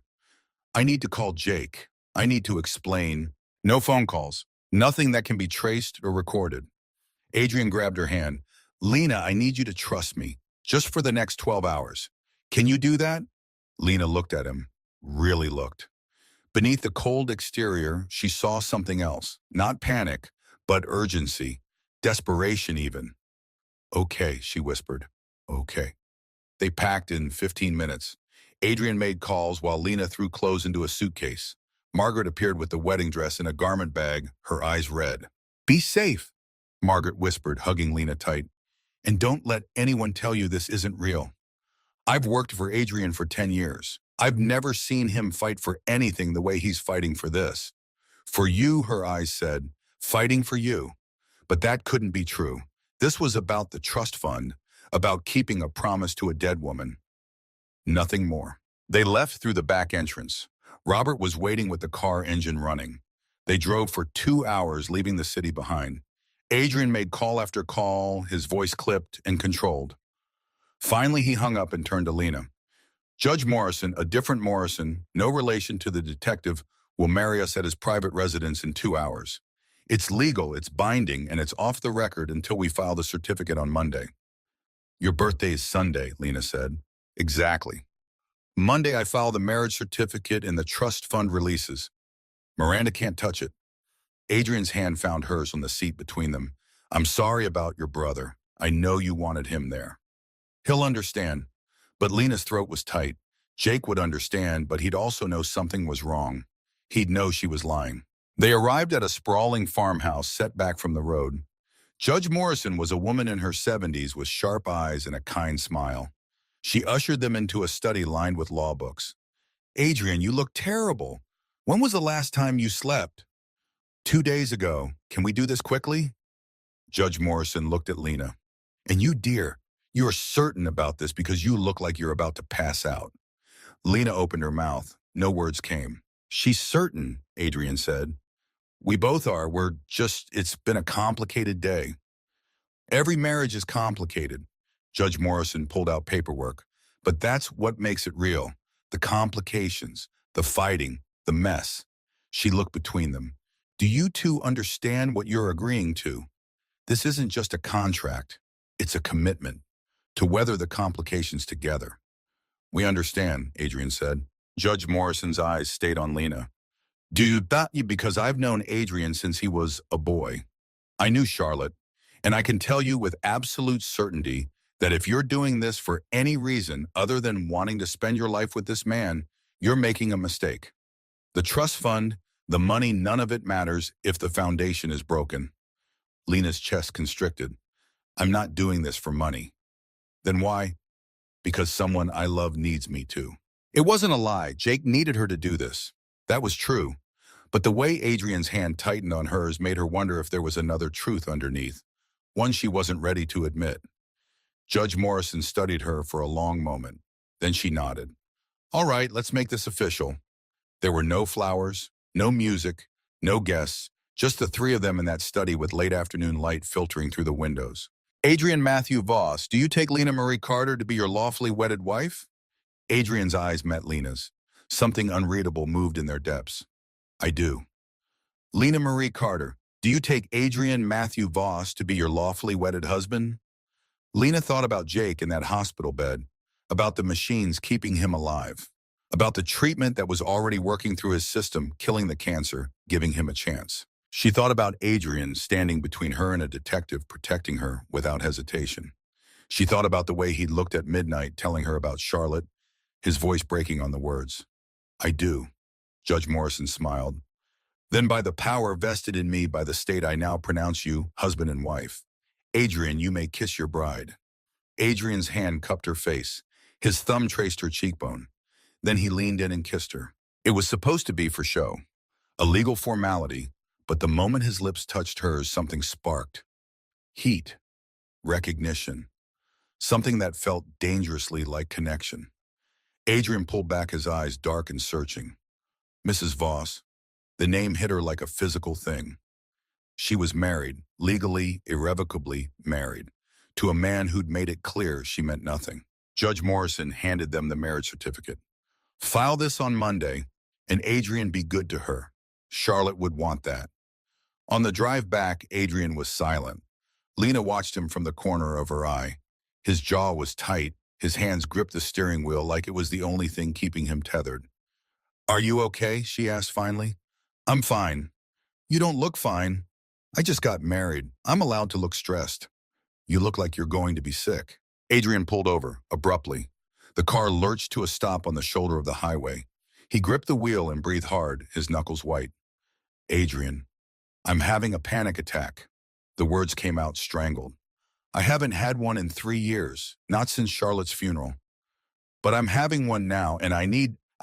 Lena unbuckled her seatbelt and turned to face him. Look at me. He couldn't. His eyes were squeezed shut. Adrian, look at me. She took his face in her hands, forcing him to meet her eyes. Breathe, in for 4, hold, for 4, out, for 4. With me. Come on. They breathed together, 1 breath, 2, 3. Slowly the color returned to his face. The grip on the wheel loosened. I'm sorry, he said hoarsely. I thought I could do this without feeling it. He nodded. You loved her. You're allowed to feel guilty for moving on. I'm not moving on. Adrian's voice turned sharp. This isn't real. This is a contract. Stop. Lena's hand stayed on his face. You can lie to everyone else. You can lie to your family, to the world, to yourself. But don't lie to me. Not right now. Not when you're falling apart. What do you want me to say? Adrian's eyes were wild. That I'm terrified that marrying you feels like betraying Charlotte, even though I know it's what she wanted. That I kissed you, and for a second, for 1 goddamn second, I forgot this was fake. Lena's breath caught. There, Adrian said bitterly. That's the truth. Happy now? No, Lena's voice was soft. Because you're not happy, and neither am I. And we're trapped in this thing that was supposed to be simple. It is simple. 2 years, that's it. Then why are you having a panic attack? Adrian pulled away from her hands. He stared out the windshield at the darkening square. Because I thought I was ready. I thought I could keep it clinical and clean. But the moment that judge said husband and wife, something inside me cracked. I felt it. The commitment. The weight of it. He turned to look at her. You're my wife, Lena. Not on paper. Not just legally. You're my wife, and that terrifies me. Lena's heart pounded. Why, well, because the last woman who had that title died. Because I swore I'd never feel that kind of pain again. Because 2 years suddenly feels like a really long time to pretend I don't care whether you stay or go. The admission hung between them like smoke. Adrian. Forget I said that. He started the car. I'm tired. I'm stressed. I'm saying things I don't mean. What if you mean them? Then we're both screwed. He pulled back onto the highway. Because this contract doesn't have a clause for feelings. They drove in silence. The sky turned purple, then black. Stars appeared distant and cold. Lena's phone buzzed, a text from Jake. Where are you? Hospital said you haven't visited in 2 days. I'm worried. Guilt twisted in her stomach. She typed, I'm sorry, work emergency. I'll explain soon. How are you feeling? Better. Doctors say the treatment is working. Lena, something weird is happening. They moved me to a private room. With a view. And the food actually tastes good. They said someone upgraded my care. Was that your mysterious boyfriend? Lena glanced at Adrian. He kept his eyes on the road, but his jaw was tight. He'd heard the phone buzz. He knew. Yes, she typed. He wanted you to be comfortable. This room probably costs thousands a day. What kind of guy does this? The kind who cares. About me or about you? Lena stared at the message. What was the answer? Did Adrian care about her, or was this all part of the transaction? Both, she typed finally. I think both. You think, Lena, what's going on? And don't lie to me. I can always tell when you're lying. Her fingers hovered over the keyboard. She wanted to tell him everything, wanted to pour out the truth about the contract, the wedding, the panic attack on the side of the highway. But Adrian's words echoed in her head. He'll refuse treatment if he knows. I got married today, she typed. The phone rang immediately. Jake's name flashed on the screen. Lena answered, her hands shaking. Hey, you what? Jake's voice was sharp with panic. Married to the billionaire Lena, you've known him 6 months. That's insane, though. I know how it sounds. Do you? Because it sounds like you did something crazy and desperate to pay for my treatment. It sounds like you sold yourself. Adrian's hands tightened on the wheel. Jake, I love him. The lie tasted like acid. I know it's fast, but when you're dying, her voice broke. When someone you love is dying, you don't waste time. You take happiness where you can find it. Silence. She heard machines beeping in the background, heard Jake's ragged breathing. Are you happy? He asked finally. Really, truly happy. Lena looked at Adrian, at the hard line of his jaw, at the way his shoulders carried the weight of 1,000 unspoken things, at the man who'd had a panic attack because marrying her felt real. Yes, she whispered. I am. Another lie. Or was it, in the mess of everything, she couldn't tell anymore? Then okay. Jake's voice was thick. Okay, I want to meet him, soon. I want to look him in the eye and make sure he deserves you. He does. That at least might be true. Adrian was broken and difficult and cold. But he'd fought for this wedding. He'd protected her from the detective. He'd given Jake a chance at life. Maybe he didn't deserve her, but maybe she didn't deserve him either. After she hung up, Adrian spoke. Thank you. For what? For lying to your brother. I know it cost you. Everything costs something. Lena leaned her head against the window. That's what this whole thing is, isn't it? A series of transactions. You pay for Jake's treatment. I pay with 2 years of my life. We both pay with pieces of ourselves. That's not, Adrian stopped. Yes, that's exactly what it is. Then we're even. Are we? Adrian glanced at her, because I'm starting to think I got the better end of this deal. How do you figure? Because you're here, in this car, married to me, and you haven't run, you haven't broken. Most people would have by now. Maybe I'm just stubborn. Maybe you're extraordinary. Lena's breath caught. Don't what? Don't say things like that. Don't make this harder than it already is. I thought we agreed not to lie to each other. Then tell me the truth. Lena turned to face him. Do you want this marriage to be real? Forget the contract. Forget the trust fund. If you could choose, if you had complete freedom, would you want me? Adrian's hands gripped the steering wheel. His jaw worked. For a long moment, he said nothing. Then, I don't know how to want anything anymore. Charlotte's death broke that part of me. I can desire things. I can pursue goals. but actual wanting, the kind that involves risk and vulnerability and the possibility of loss. I don't know if I'm capable of that. That's not an answer. It's the only answer I have. Adrian's voice was raw. You want me to say, I want you, fine. I want you, but I also want to not want you. I want to keep this clean and simple and transactional. I want both things simultaneously, and I don't know which one is stronger. Lena felt something crack in her chest. At least you're honest. Honesty is all I have left. They arrived back at the estate after midnight. The house was dark silent. Margaret had left a note on the kitchen counter. Congratulations. There's champagne in the fridge and wedding cake in the dining room. Adrian picked up the note and crumpled it. I need to sleep. We'll deal with everything else tomorrow. Adrian, wait. Lena caught his arm. What happens now? We're married. Do we pretend nothing changed? Everything changed. His eyes were hollow, and nothing changed. We're still following the contract. 2 years, separate lives, minimal contact. You kissed me today. That was for the judge. No, it wasn't. Lena stepped closer. It was real, for both of us, and you're terrified of it. Adrian pulled away. Go to bed, Lena. You're exhausted. You're not thinking clearly. I'm thinking perfectly clearly. You're the one running. I'm not running. I'm setting boundaries. Is that what Charlotte would have wanted? For you to spend the rest of your life hiding behind boundaries? Adrian's eyes flashed. Don't use her name. Don't weaponize her memory to what? To get through to you because nothing else is working.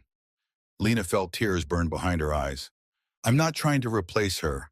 I'm not trying to make you love me. I'm just trying to survive 2 years in a marriage where my husband can't decide if I'm a person or a transaction. You're both. Adrian's voice broke. That's the problem. You're both. He left, walked out of the kitchen, up the stairs, disappeared into the east wing. Lena stood alone in the kitchen of her new home wearing her wedding dress, feeling like the loneliest woman alive. She walked to the dining room. The wedding cake sat on the table, small, elegant, white, with delicate sugar flowers. Margaret had even arranged champagne flutes beside it. Lena cut herself a slice, poured champagne, sat at the enormous table in her wedding dress, and ate cake alone while tears streamed down her face. This was her wedding night. This was the beginning of her marriage. This was the rest of her life for the next 2 years. Her phone buzzed, a text from Adrian. I'm sorry. Lena stared at it, then typed, for what? For all of it. For being broken, for dragging you into my mess, for not being the man you deserve. I don't want a different man. I just want you to stop running. I don't know how. Lena set down her phone. She walked upstairs, still in her wedding dress. She walked past her room down the hallway into the east wing. Adrian's door was closed. Light showed underneath. She knocked. Go away, Lena. She opened the door anyway. Adrian stood at his window, still in his wedding suit, tie loosened hair, disheveled from running his hands through it. He didn't turn around. I said go away. I'm your wife. I don't take orders anymore. Lena walked into the room. It was sparse, almost monastic. King bed, desk, nothing personal, no photos, no warmth. You need to stop running. I'm not. You are. You've been running since Charlotte died. You think if you keep moving fast enough, the grief can't catch you. But it already has. It's been chasing you for 3 years, and tonight it finally caught up. Adrian turned. His eyes were red-rimmed. You don't know what you're talking about. Then explain it to me. Make me understand. Lena stepped closer. Because from where I'm standing, you're so afraid of feeling something real that you're willing to spend 2 years in a fake marriage rather than risk your heart. My heart isn't available for risk. Isn't it? Lena was close enough now to see his chest rise and fall. Because you kissed me today, and you felt something. I know you did. Muscle memory, physical response. Doesn't mean anything. Liar. Adrian's jaw clenched. What do you want from me, Lena? What could I possibly give you that would satisfy? I want you to stop pretending this doesn't matter. Lena's voice shook. I want you to admit that marrying me, marrying anyone, was never going to be simple. I want you to stop treating me like a business transaction and start treating me like a human being. You're more than a business transaction. Then what am I? Adrian stared at her, his chest heaved. You're a complication I didn't plan for. You're supposed to be easy. You're supposed to stay in your room and play your part and not make me feel anything. But you won't. You keep pushing. You keep seeing me, and I hate it. Why?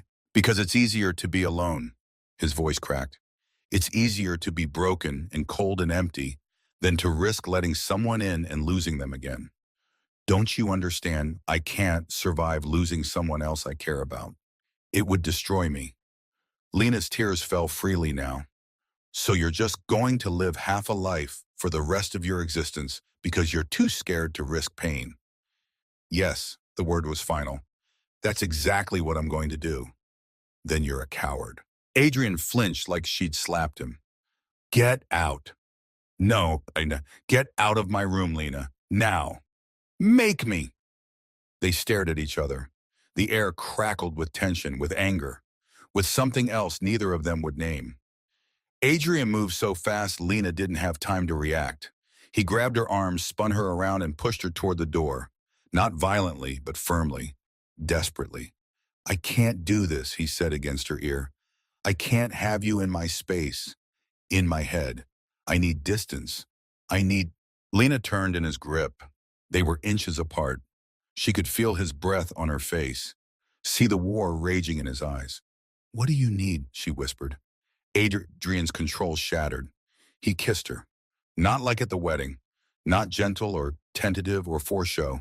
This kiss was desperate, hungry, full of 3 years of loneliness and pain and need he'd buried so deep he'd forgotten it existed. Lena kissed him back, her hands fisted in his shirt, her body pressed against his. She tasted salt tears, his or hers, she couldn't tell. Then Adrian wrenched away. He stumbled backward, his eyes wild. No, this isn't, we can't. Why not? Lena's voice was ragged. Why can't we? Because this isn't what we agreed to. This isn't the contract. Screw the contract.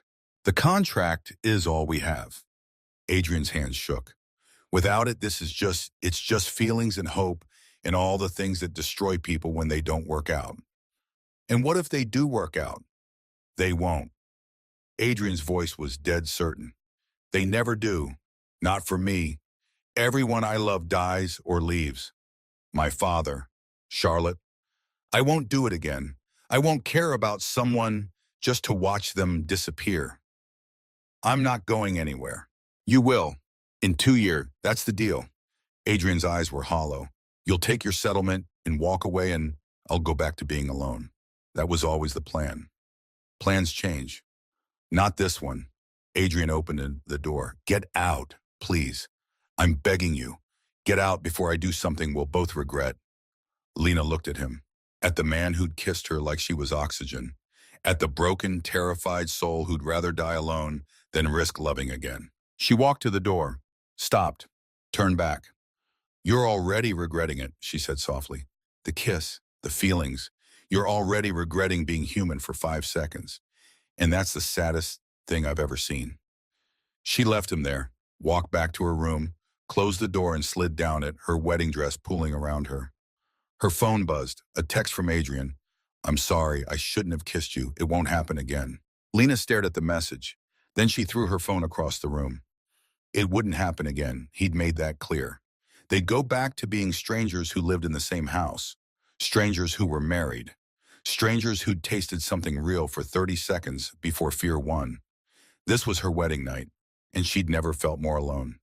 Lena woke to sunlight burning through her eyelids and her phone ringing. She fumbled for it, her head pounding from crying herself to sleep. Hello. Lena, Jake's voice was urgent. Turn on the news, Channel 7, now. She grabbed the remote, her heart racing. The TV flickered to life. A reporter stood outside the hospital, microphone in hand. Behind her, St. Catherine's main entrance buzzed with activity.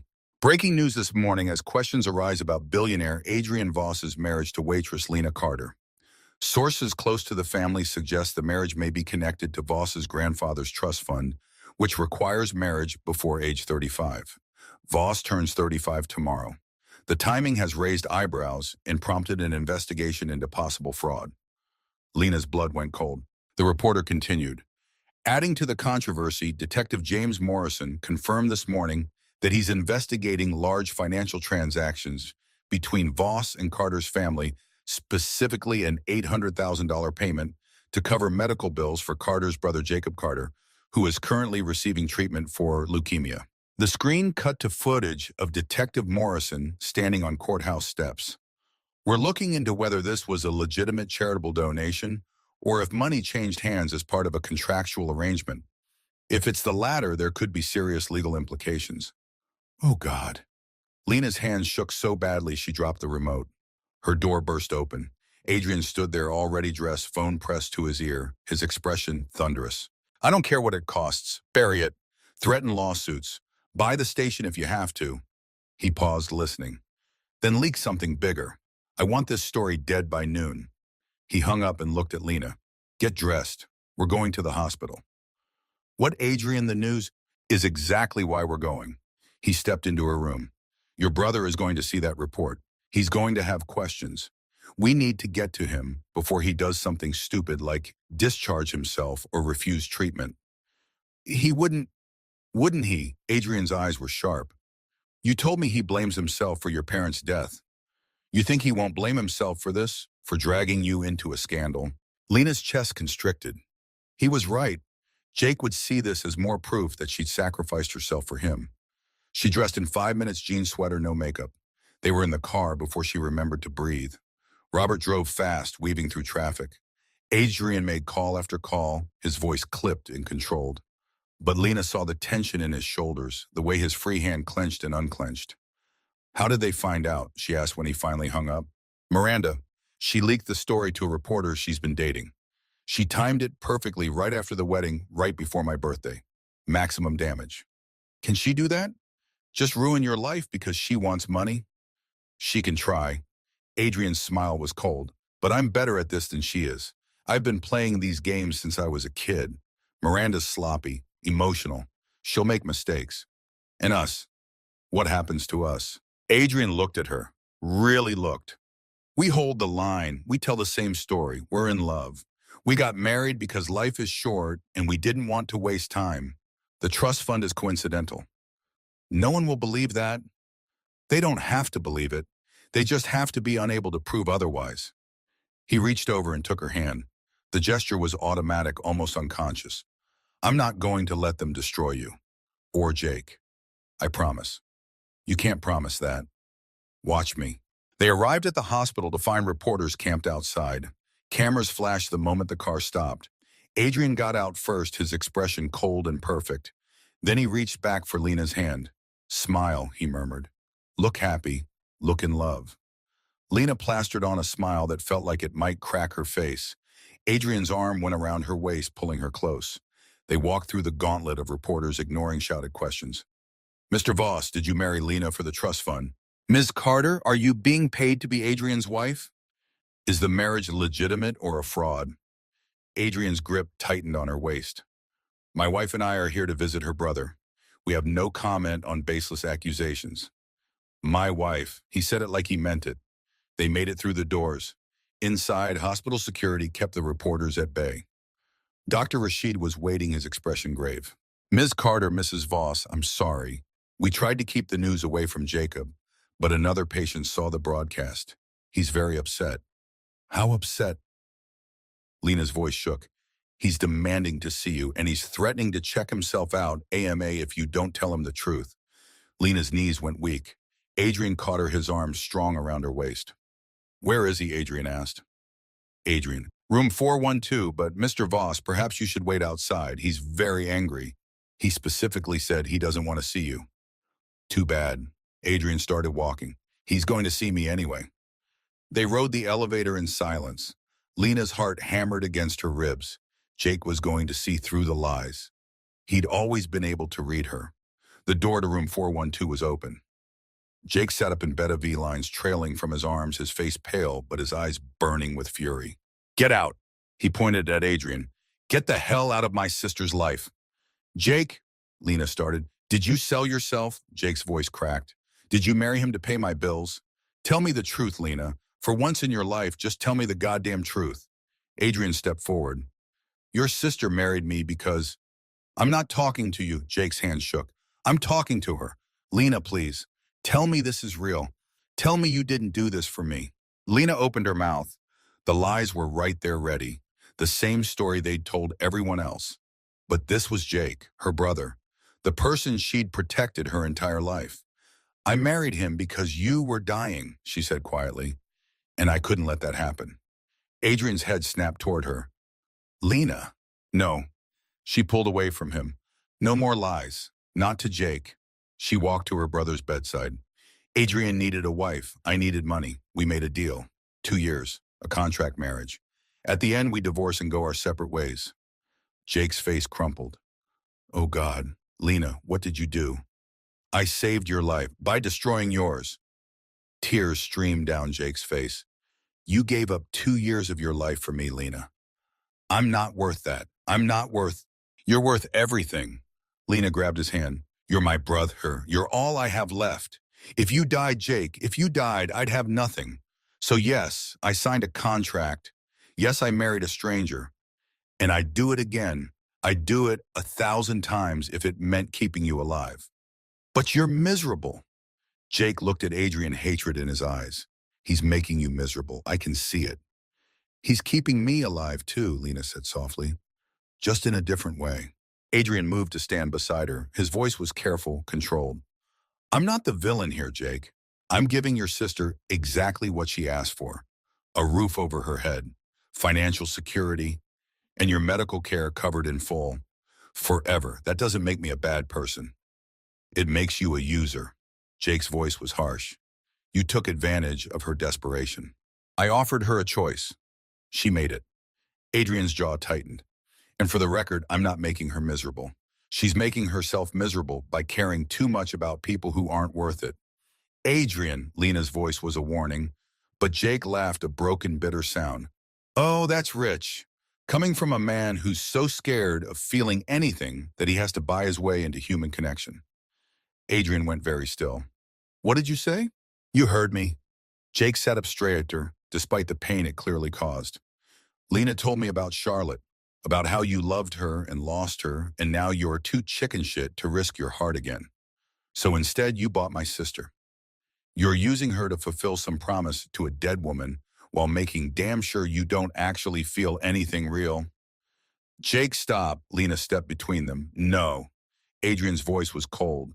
Let him talk. Let him get it out of his system. Jake's eyes blazed. My sister is worth more than a contract. She's worth more than 2 years of pretending. She deserves someone who'll love her and not use her. You think I don't know that? Adrian's control cracked. You think I'm not aware every single day that she's too good for this arrangement, that she deserves better than a broken man who can barely stand to be in the same room with her, because being close to her makes him feel things he swore he'd never feel again. The room went silent. Lena stared at Adrian. What? Adrian's chest heaved. You want the truth, fine. Here's the truth. I can't be near you without wanting to be closer. I can't talk to you without wanting to tell you things I've never told anyone. I kissed you last night, and it terrified me because it felt like coming home after years of being lost. You're supposed to be a transaction, a signature on a page. But you're not. He stopped, his voice breaking. You're the first person since Charlotte who makes me want to trip. Lena couldn't breathe, couldn't think. But I can't try, Adrian continued, because trying means risking, and I'm not strong enough for that. So yes, I'm keeping distance. I'm maintaining boundaries. I'm treating this like a business deal because if I don't, I'll fall for you. And when you leave in 2 years, it'll destroy me. Adrian, Lena reached for him. He stepped back. I'm sorry, Jake. I'm sorry I'm not the man your sister deserves. But I'm the man she got, and I'm doing the best I can with what I have left. He turned and walked out. Lena stood frozen, her mind spinning. Go after him. Jake's voice was soft now. What? Go after him. He's in love with you. Anyone with eyes can see it. He's not Jake, you heard him. He said he can't. He said he's afraid to. That's different. Jake grabbed her hand.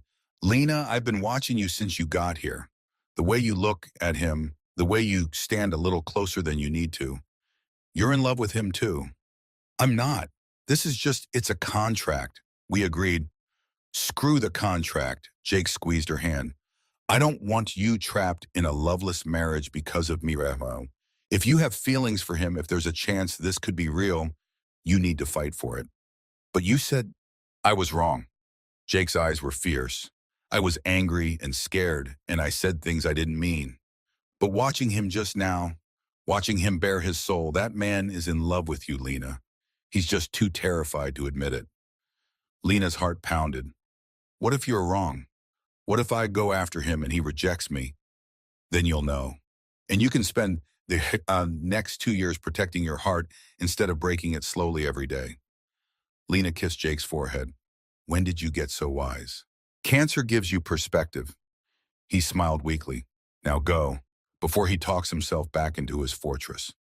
She ran out of the room, down the hallway, through the hospital. She found Adrian in the parking garage, leaning against the car, his head in his hands. Adrian.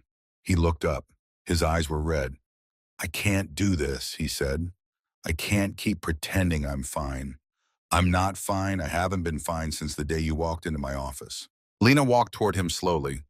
Then stop pretending. It's easier to pretend.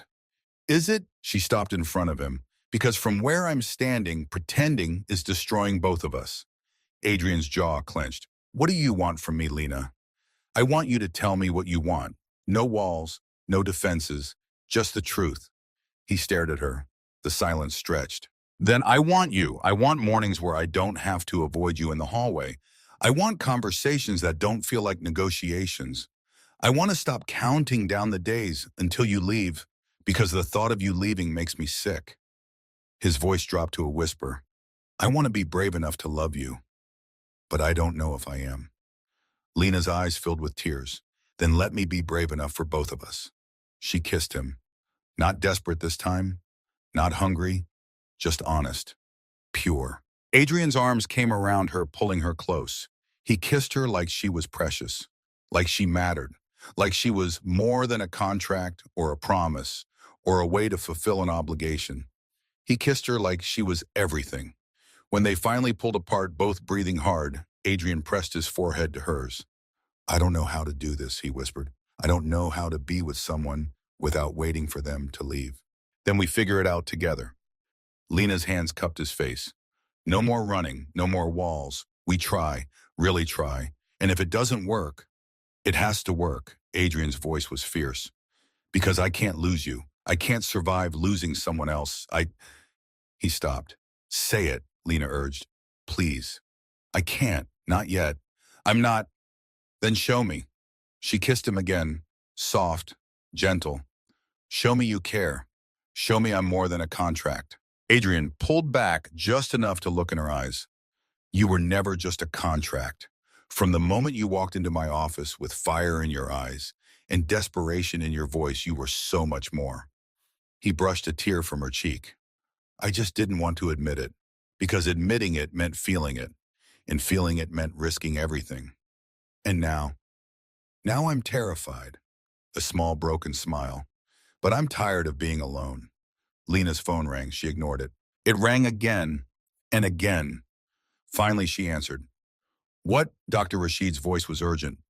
Mrs. Voss, you need to come back. Jacob's collapsed. We're taking him into emergency surgery. The world tilted. What? He was fine. We just talked to him. His platelet count crashed. Internal bleeding. We need to operate now. Lena's phone slipped from her hand. Adrian caught it, heard the doctor's words, and went pale. We're coming. He grabbed Lena's hand and ran. They made it back to the surgical floor in minutes that felt like hours. Dr. Rashid met them outside the OR, already in scrubs. What happened? Lena's voice was barely audible. We think the stress triggered a bleed. His body is fighting the cancer and the chemo simultaneously. He's weak. The surgery is risky, but if we don't operate, he'll die within hours. He was fine. He was talking. I know. Sometimes it happens this fast with cancer patients. Their bodies just give out. Dr. Rashid put a hand on her shoulder. We're doing everything we can, but you need to prepare yourself. The next few hours are critical. Adrian's arm went around Lena's waist, holding her up as her knees buckled. Can I see him? She whispered. Before surgery. He's already under anesthesia, but you can wait in the surgical waiting room. I'll update you as soon as I can. They sat in a room with fluorescent lights and outdated magazines and the smell of antiseptic. Lena couldn't stop shaking. Adrian held her hand, his thumb tracing circles on her palm. He's going to be okay, Adrian said. He's strong. He's dying. The words came out flat. He's been dying since the diagnosis. We've just been delaying the inevitable. Don't say that. Why not? It's the truth. Lena turned to look at him. I sold myself into a contract marriage to save a man who might not survive anyway. What was the point, Adrian? What was any of this for? Don't. Adrian's voice was harsh. Don't do that. Don't make this meaningless. It is meaningless. If Jake dies, everything we've done, everything we've sacrificed, it's all for nothing. Adrian grabbed her shoulders, forcing her to look at him. It's not for nothing. These extra months, the treatment, the chance he has right now to fight, that's because of you, because you were brave enough to make an impossible choice. And even if, his voice broke, even if the worst happens, you gave him hope, you gave him time. That matters. It doesn't feel like it matters. I know. Adrian pulled her into his arms. But it does. Trust me, it does. They sat like that for hours, waiting. Adrian made quiet phone calls, updating his lawyers, pushing back meetings. Lena just stared at the wall, numb. At hour 3, Elizabeth arrived. She took one look at Lena and pulled her into a fierce hug. I saw the news, Elizabeth said.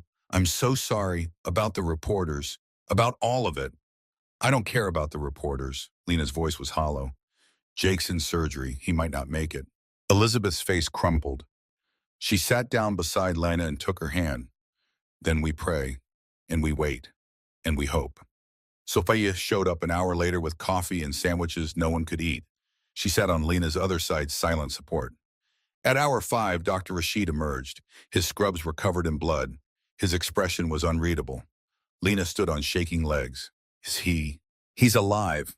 The surgery was successful. We stopped the bleeding and removed a significant mass we found pressing on his liver. But, Dr. Rashid paused. He's very weak. The next 48 hours are critical. If he makes it through, his prognosis improves significantly. Can I see him? He's in recovery. Once he's stable, we'll move him to ICU. You can see him then. Relief and terror warred in Lena's chest. Thank you. Thank you so much. After Dr. Rashid left, Lena collapsed back into her chair. Adrian's arms were around her immediately. He made it, Adrian murmured against her hair. He made it through. For now, Lena's voice was muffled against his chest. But what about tomorrow? What about next week? We'll deal with tomorrow when it comes. Adrian pulled back to look at her. Right now, he's alive. That's what matters. They waited another 2 hours before a nurse came to get them.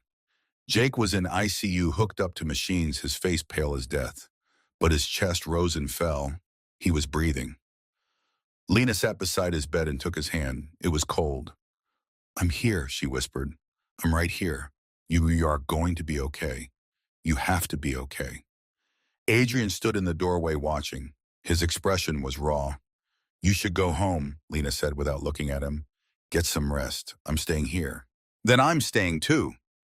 Adrian, I'm not leaving you. His voice left no room for argument. Not now. Not when you need someone. Why? Lena finally looked at him. Why do you care so much? Adrian crossed the room and knelt beside her chair. He took her free hand in both of his. Because somewhere between signing that contract and now you became the most important person in my world. His eyes were bright with unshed tears. And I know I said I can't love you. I know I said I'm too broken. But Lena, his voice cracked. I think I'm falling in love with you anyway. Lena's breath caught. I don't know when it started, Adrian continued. Maybe when you stood in my office and told me you hated me. Maybe when you signed that contract with tears in your eyes. Maybe when you fought for your brother's right to know the truth even though it cost you. I don't know, but somewhere along the way you stopped being a transaction and started being... He pressed her hand to his chest over his heart. Everything. Adrian. Tears streamed down Lena's face. I can't do this right now. Jake is... I know, I'm not asking for anything. I just needed you to know. Whatever happens next, whether Jake recovers or whether we have to say goodbye, I'm here. I'm not running. I'm not hiding behind the contract. I'm here because I choose to be. Lena pulled him up and kissed him. Hard, desperate, full of everything she couldn't say. When they broke apart, Adrian's eyes were wet. "I'm scared," Lena whispered. "I'm so scared."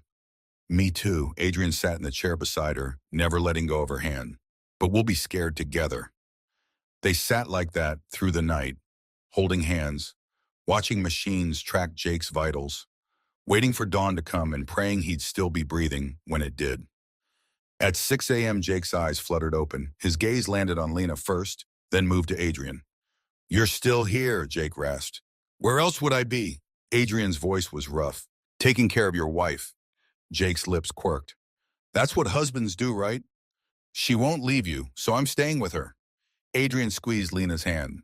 "That's what husbands do too." Jake studied them for a long moment. "You meant it. What you said in the parking garage. About being in love with her." Adrian didn't hesitate. "Yes. And you..." Eh. Jake looked at Lena. "Do you love him?" Lena looked at Adrian, at the man who'd sat with her all night, who'd held her hand through the darkest hours, who'd stopped running long enough to be present. "Yes," she whispered. "I think I do." Jake smiled. Then he closed his eyes and slept. Adrian pulled Lena close. She rested her head on his shoulder and finally let herself believe that maybe, just maybe, they'd all survive this together. Jake survived the first 48 hours, then the first week. By day 10, Dr. Rashid cautiously used the word recovery. Lena barely left the hospital. She slept in chairs, ate vending machine food, and watched her brother slowly come back to life. Adrian came every evening after work, bringing real food and sitting with her in silence until visiting hours ended. On day 12, Jake was moved out of ICU into a regular room. The color had returned to his face. His eyes were clearer. He could sit up without help. The scan results came back, Dr. Rashid said, pulling up images on his tablet. "The cancer is responding to treatment better than we hoped. The mass we removed was the primary source. If this continues, Jake could be in remission within 6 months." Lena's legs gave out. Adrian caught her, his arms strong and steady. 6 months, she whispered. He could live. He could live a long, normal life." Dr. Rashid smiled. "It's still early, and we'll need to continue aggressive treatment. But yes, Mrs. Voss, your brother has a real chance now." After the doctor left, Lena turned into Adrian's chest and sobbed. Relief, joy, exhaustion. Everything she'd been holding back for 2 weeks poured out. Adrian held her through it all, his hand stroking her hair, his voice murmuring words she couldn't quite hear but felt in her bones. "He's going to live," she said against his shirt. "Adrian, he's going to live." "I know." Adrian's voice was thick. "I know." When she finally pulled back, his shirt was soaked with her tears. She laughed a broken, beautiful sound. "I ruined your suit." "I don't care." Adrian cupped her face. "You could ruin every suit I own and I wouldn't care." Before Lena could respond, her phone buzzed. A text from an unknown number. "Congratulations on your brother's recovery. Enjoy it while it lasts." Lena's blood went cold. "Adrian," he read the message over her shoulder, his expression turned to stone. "Miranda, is she threatening Jake?" "She's threatening all of us." Adrian's jaw clenched. "But she just made a mistake. Threatening a cancer patient? That's a line even she shouldn't cross. What are you going to do?" Adrian's smile was cold. "I'm going to destroy her." That afternoon, while Jake slept, Adrian made a series of phone calls. Lena sat beside him, listening to his voice turn from cold to deadly. "I want everything. Every financial transaction she's made in the last 5 years. Every secret she's kept. Every person she's paid off." He paused. "And I want it by tomorrow morning." He hung up and turned to Lena. "Miranda's been embezzling from the family trust. Small amounts spread out over years. She thought no one would notice. But I noticed." "You knew this whole time?" "I suspected. Now I'll have proof." Adrian's eyes were hard. "She wanted to play dirty. She wanted to threaten my wife and her dying brother. Now she's going to learn what happens when you cross me." "Adrian, don't do anything illegal." "I won't. I don't need to." He stood and pulled her to her feet. "Come on, we're going home. You need real sleep in a real bed." "I can't leave Jake." "Dr. Rashid said he's stable, and you're no good to him if you collapse from exhaustion." Adrian's voice softened. "Please, come home, just for one night." Lena looked at Jake sleeping peacefully. Then she nodded. The drive home was quiet. Lena watched the city blur past her mind spinning. Jake was going to live. Adrian had said he loved her. Miranda was threatening them. Everything was happening too fast. "What are you thinking?" Adrian asked. "That 3 weeks ago I was a waitress drowning in debt. Now I'm married to a billionaire, my brother is recovering from cancer, and someone's threatening us." She laughed weakly. "It's insane." "Insane is my specialty." Adrian glanced at her. "Do you regret it, any of it?" Lena considered. The contract, the lies, the wedding, the fear, but also the hope, the possibility. Adrian's hand in hers during the darkest nights. "No," she said finally. "I don't regret it.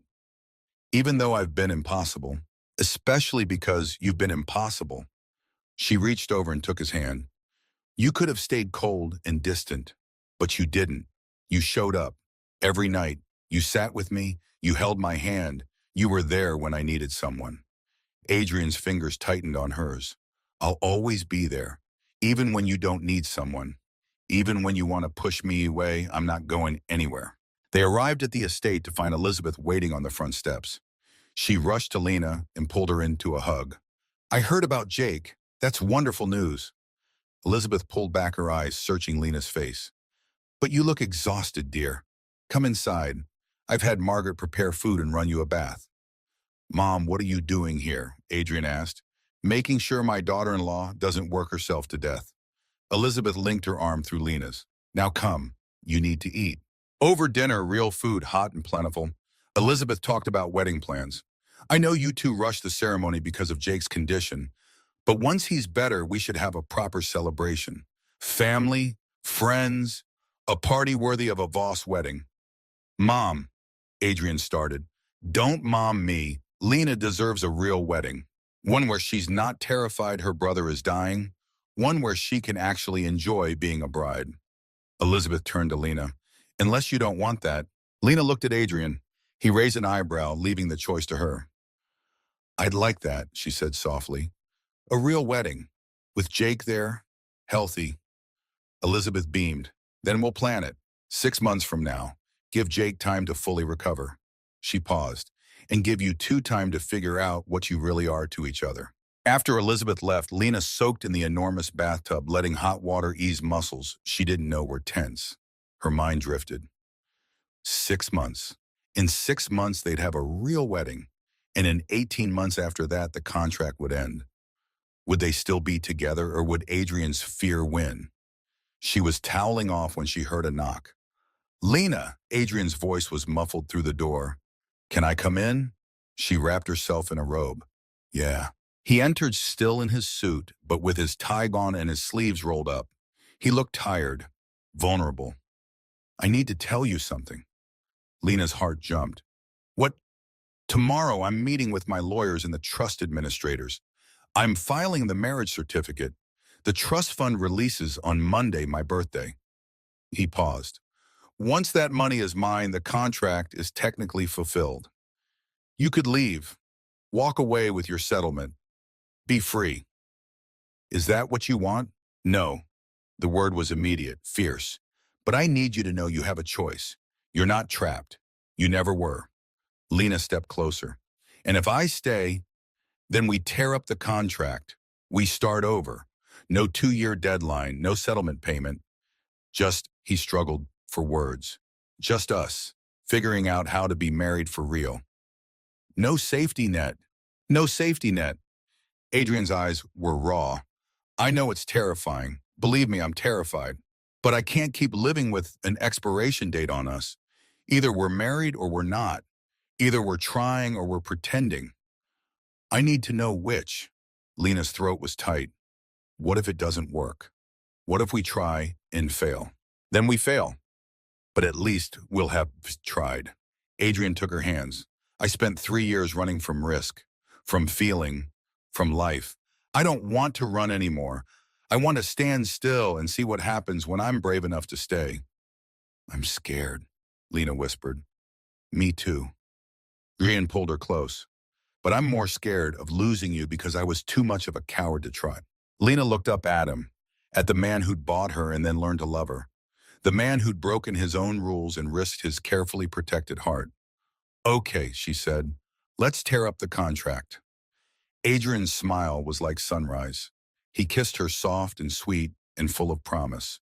When he pulled back, his eyes were bright. There's one more thing. What? I'm going to propose to you properly, the way I should have from the beginning. He knelt down right there in the bathroom in his expensive suit on the marble floor. Lena Marie Carter Voss, will you marry me? Not for a contract, not for money, not for anything except the fact that I'm in love with you, and I want to spend the rest of my life proving it. Tears streamed down Lena's face. We're already married, you idiot. Then marry me again, in 6 months, with Jake there and my family there, and everyone we love watching. Marry me because you want to, not because you have to. Yes, Lena pulled him to his feet. Yes, I'll marry you again. For real this time. He kissed her until she forgot how to breathe, until the bathroom spun, until nothing existed except his hands on her waist and his mouth on hers, in the absolute certainty that this was right. When they finally came up for air, Adrian pressed his forehead to hers. I love you, he said. I should have said it weeks ago, but I'm saying it now. I love you, Lena. More than I thought I could love anyone again. I love you too. The words came easy, natural. Even when you're impossible, even when you're running scared. I love you. They stood like that for a long moment. Then Adrian pulled back, a mischievous glint in his eye. Want to hear something funny? What? The trust fund? The $1 billion I supposedly needed so badly? He laughed. I never cared about it. I have my own money, more than I could spend in 10 lifetimes. The trust was just, it was a way to honor Charlotte's wish without having to actually risk my heart. Or so I thought. Lena stared at him. You're telling me we went through all of this, the contract, the lies, the wedding for money you didn't even need?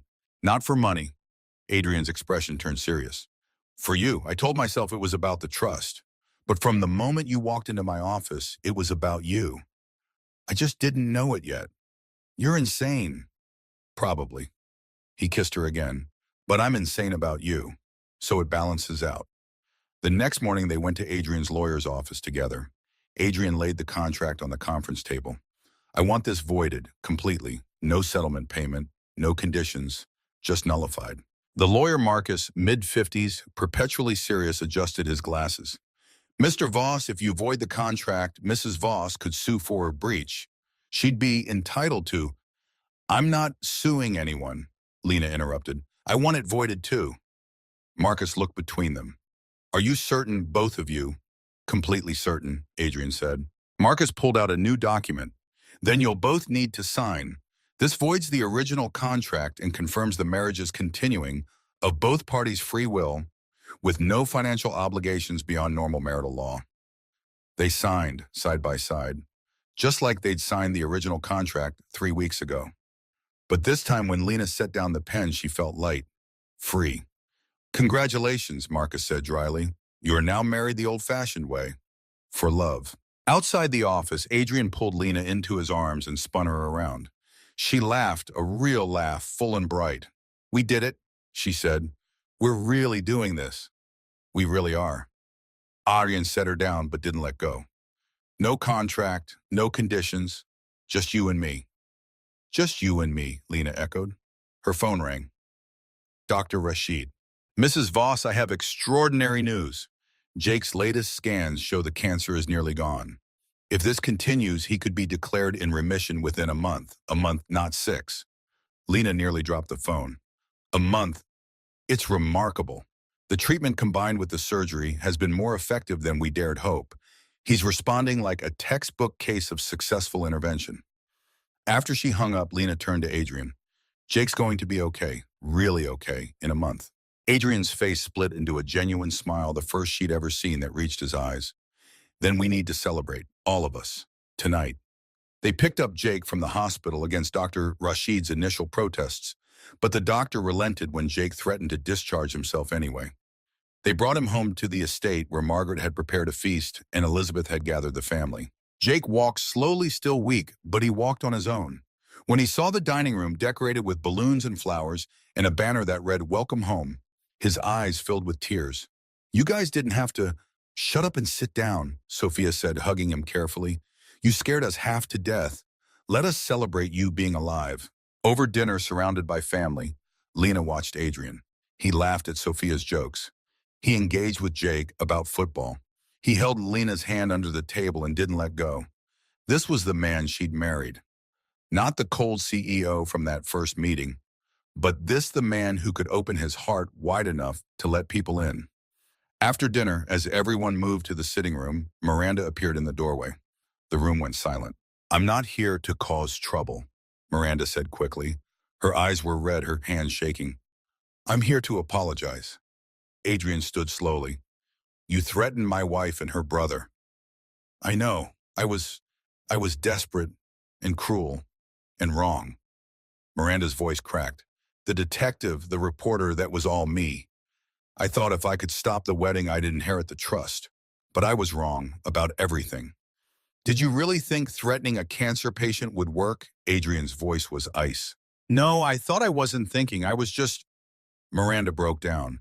I'm sorry. I'm so sorry. I'll accept whatever consequences you decide. I just needed you to know I regret it. All of it. Elizabeth stood and walked to Miranda. For a moment, Lena thought she'd slap her.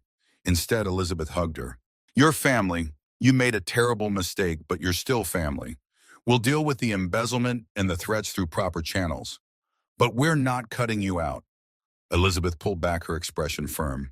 However, you will make amends, starting with a donation to cancer research in Jake's name, a significant donation.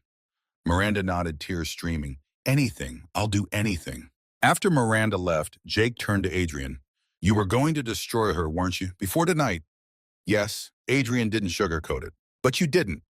Family is complicated. Adrian glanced at Elizabeth. My mother taught me that forgiveness is stronger than revenge. I'm still learning to believe it. Jake studied him for a long moment. Then he extended his hand.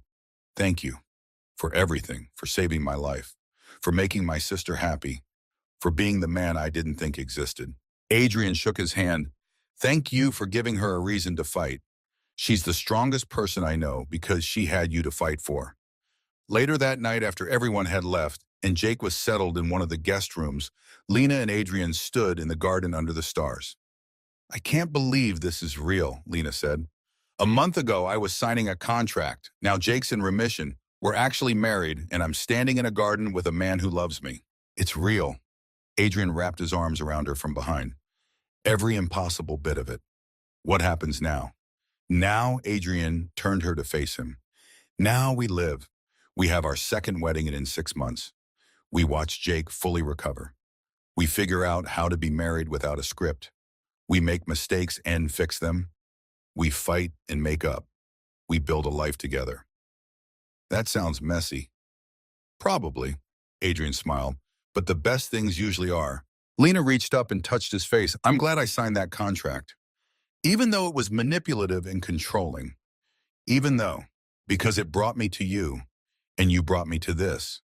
She gestured at the garden, the house, the life spread before them. I came here expecting to survive 2 years. Instead, I found forever. Forever is a long time. Good thing I'm stubborn. Adrian laughed and kissed her. And in that moment, with stars above and her brother safe inside, in a future stretching ahead full of possibility, Lena finally understood what home felt like. Not a place, not a contract, not even a person. Home was the choice to stay, the courage to try, the willingness to be vulnerable with someone who'd seen you at your worst and loved you anyway. Home was this. 6 months later, they stood in the garden again, this time surrounded by 200 guests.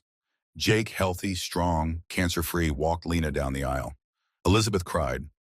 Sophia caught the bouquet. Even Miranda attended, having made her amends and slowly earned her way back into the family. When the officiant asked if Adrian took Lena to be his wife, he didn't hesitate. I do. Again. Always. And when Lena said the same, she meant it with every cell in her body. The kiss was long and deep and full of everything they'd survived to get here. When they pulled apart, Adrian whispered against her lips, Thank you for forcing me to live again. Thank you for giving me a reason to. They danced until midnight. They celebrated with everyone they loved.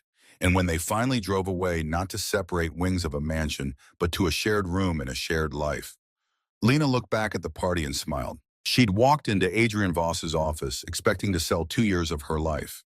Instead, she'd found forever with a man who'd been just as broken as she was, just as scared, just as desperate for something real in a world of transactions. They'd started with a contract that meant nothing. They'd built a marriage that meant everything. And that was worth more than any trust fund, any settlement, any carefully constructed plan. That was love. Messy and complicated and absolutely real. The contract had brought them together, but love had made them stay,